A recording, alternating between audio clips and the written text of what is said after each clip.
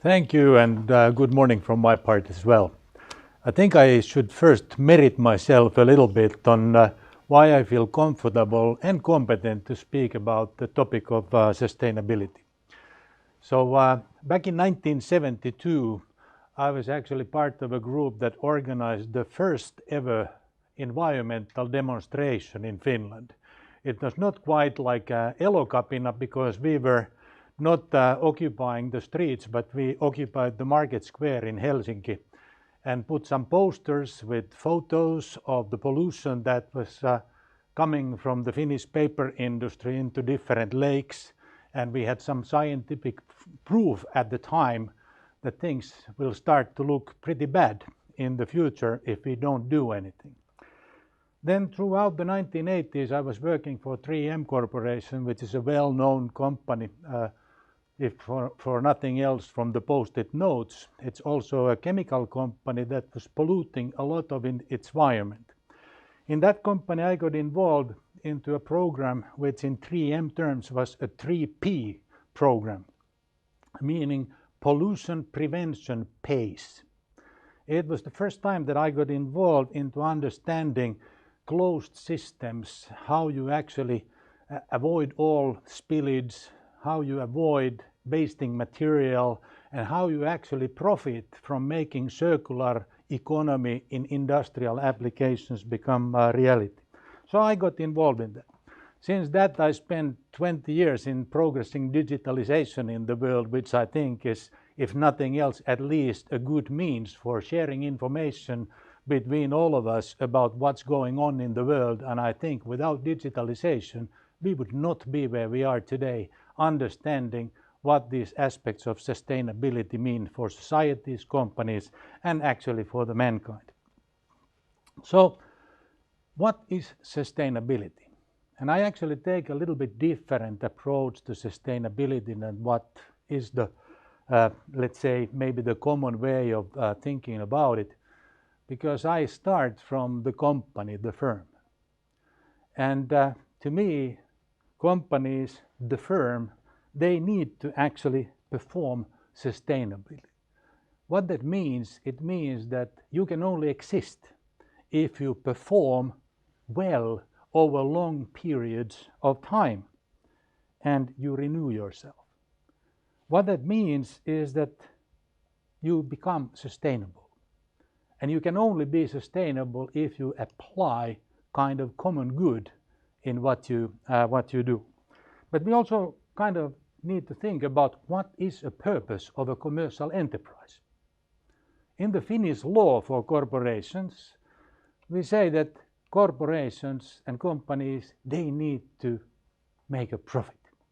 We stipulated in the law that profit is necessary to do.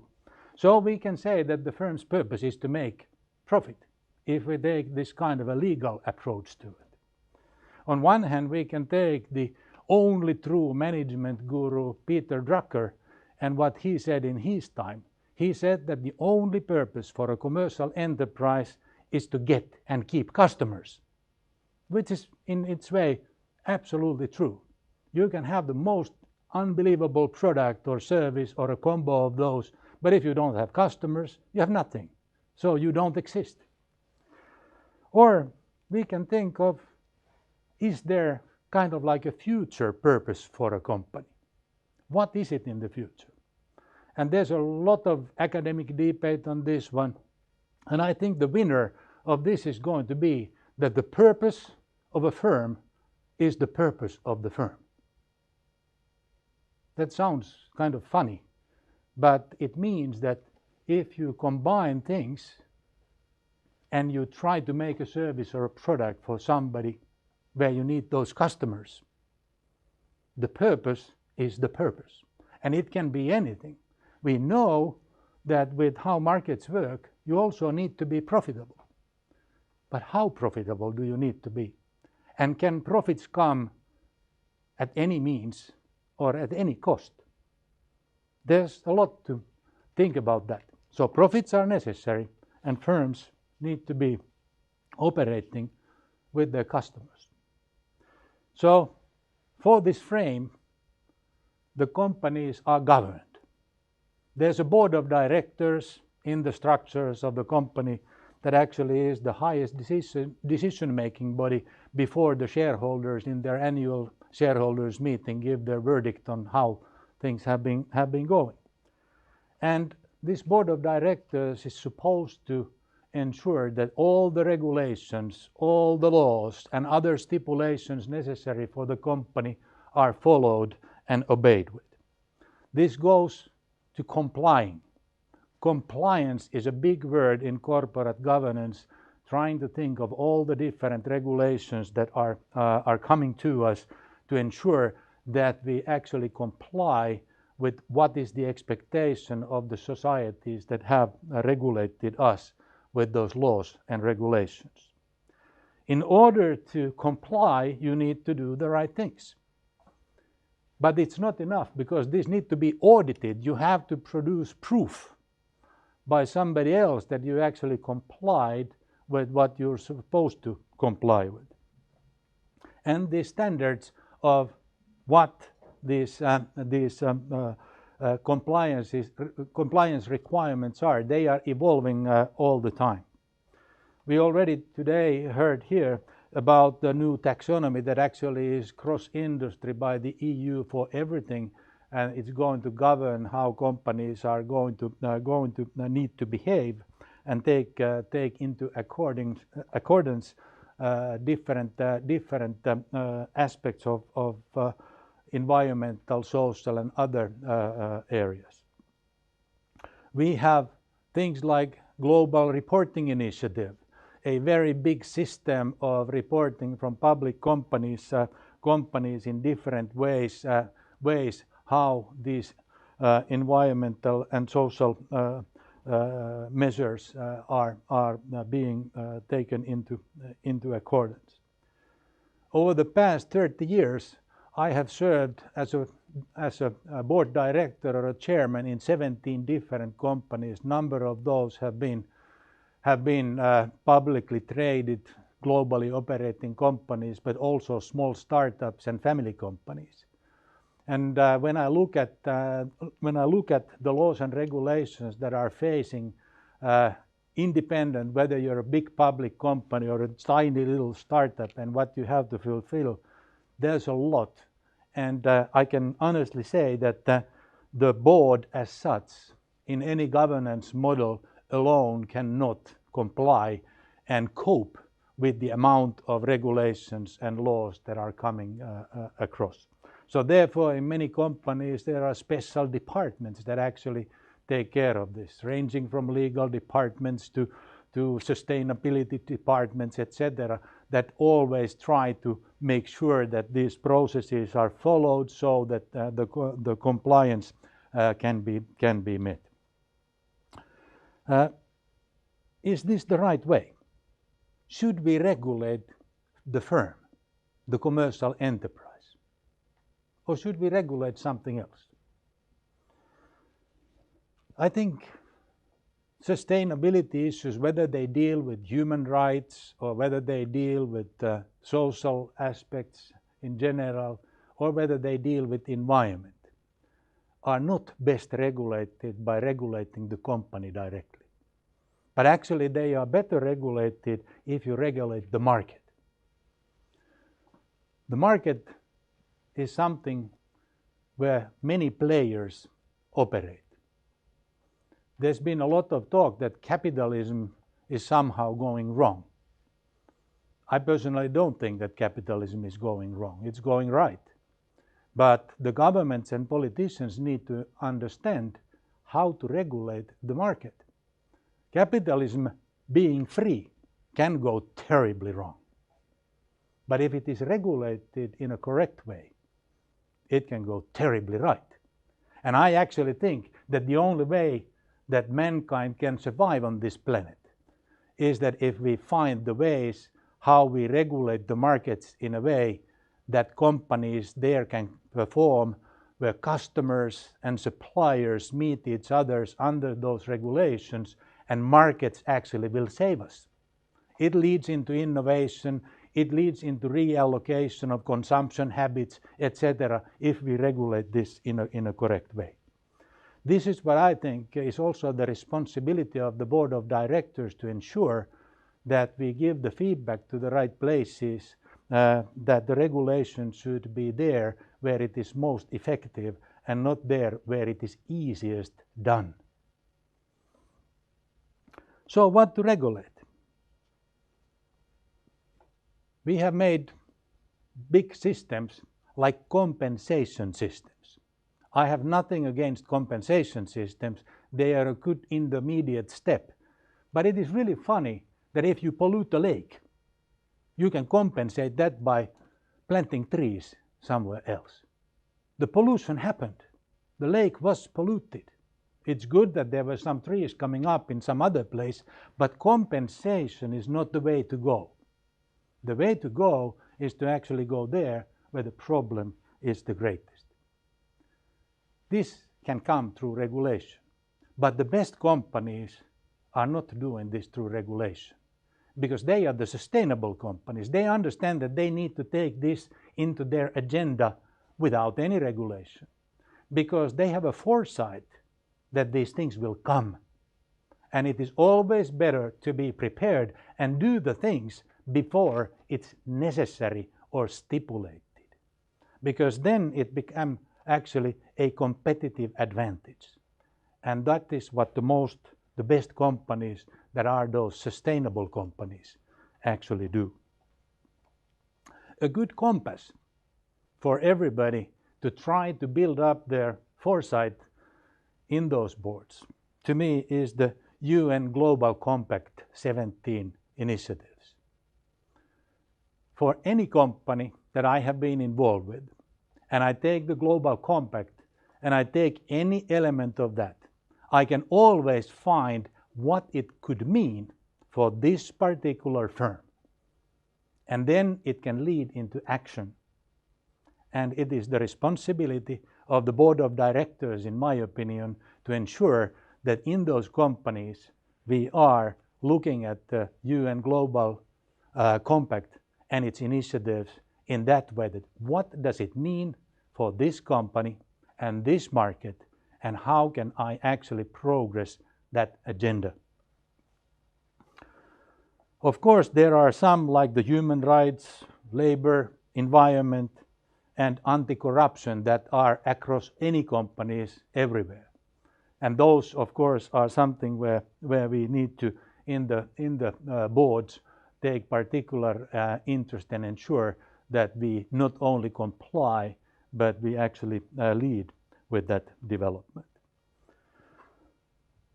In the governance, one good clause that for some reason, which I don't quite understand, was removed from Google. Google used to be the company that said that do no evil. That was kind of their credo, but you can't find it there anymore. It was removed 2018, if I'm not mistaken. But I think that sentence in a little bit different form could actually work for all companies. It is the job of the board of directors to ensure that there is no evil done, that you always do the good thing and the right thing. This goes into the value base of any company. And it's also the job of the board of directors to ensure that those values are understood and they are defined in any company. And they kind of make sure that this do no evil thinking actually goes through. This will lead, in my opinion, into foresight initiatives, trying to kind of put a radar in front of you that scans the future, the markets, the regulations, the living on this planet, in a way that is reflecting back into your business, and you can do the right things. This behavior is not yet a norm today, but I believe it will become the norm, or it will have to be the norm, because otherwise, what we used to say in this first environmental demonstration back in 1972. If you don't do anything, we will all drown in shit. That was straight talk at the time of angry teenagers as such. But yes, it also leads into progressing system thinking, because we are living in a system. We don't quite know what the limits of the system are, but we are all living in a system. Every small thing that we do is somehow impacting the system that we live. In those compliances, the reportings and auditing, much of this system thinking it's at least an effort to have it kind of display in there. But what is important, in my opinion, for any company who is trying to act and has to act sustainably is to have targets. If you have targets, you can have measuring. And you should not only measure, like many of these initiatives do, did you do something or not? You should measure the outcome. So both, did you do the thing, how did you do it, and what was the result? All of these things need to be measured. And the more they are made public, the more you have possibility to actually lead with this. That leads into positive differentiation. Positive differentiation is worth a lot of money because your customers will like you. And if you positively differentiate from competition, you will have a chance to charge a premium. At the end, boards can do some things, and they are kind of like overseeing that everything is done right. But of course, there are forces that are more important than that. There are those people who laid down the base capital to start the company. Whether it's today a public company, a small company, or a family company really doesn't matter. But there are people who own the company. Some call them investors, some call them owners, depending a little bit how important they are. But that money that the investors and owners put into these companies, for which they are rightfully so, expecting a return, they possess a lot of power in this. Fortunately, we have seen that markets have taken notice. The problem with some political decision making regulating the financial market, of course, is that policies are decisions made by few, and markets are unbelievable amount of actions done in small pieces by vast amount of decision makers. Vast amount of small decision makers is much more powerful than small amount of decision makers making radical big decisions. Therefore, the understanding of the capital markets and how they are regulated when it comes to the sustainability issues is of prime importance. And unfortunately, what we are seeing today is that people are issuing green bonds, etc. But when you really dig deeper in there, they are not that green. They are labeled green, but they are not that green. Same thing when it comes to human rights issues and so forth. When you look at some of the portfolios, they don't look like that. The intention is there, and that's good, but a lot needs to happen there. Therefore, my message actually is not so much for you in the audience than it is for the politicians who are making those big decisions that have less impact than the small decisions that all of us as individuals are making, is that they should understand what to regulate. And what they should be regulating is not resources, is not kind of like outcomes, but they should be regulating harms. They should be regulating consumption. things that actually drive the markets. If we regulate those things that drive the markets, then capitalism and market economies will actually work to the benefit of us all. So that's very important. But again, in companies, the board of directors, if they have foresight, they can see that this will be coming, because it will come. After some failures, politicians will see that this is the way to go, and it will come. And therefore, this foresight that the board should take is to actually try to ensure that while you are doing the right things, you also do the right things of the future, not only the right things as they are today. As said, it doesn't matter if those generic things about human rights, labor, environment, or anti-corruption, which are generic to all of us in all companies, are being discussed. It applies throughout to everything. And want to repeat myself to end my short speech here is that the boards in all companies, why don't you take the UN Global Compact, study it really deep, and make sure that you understand the impact of each of those boxes to your business, and you take initiatives that actually positively differentiate you vis-a-vis your competition in each one of those.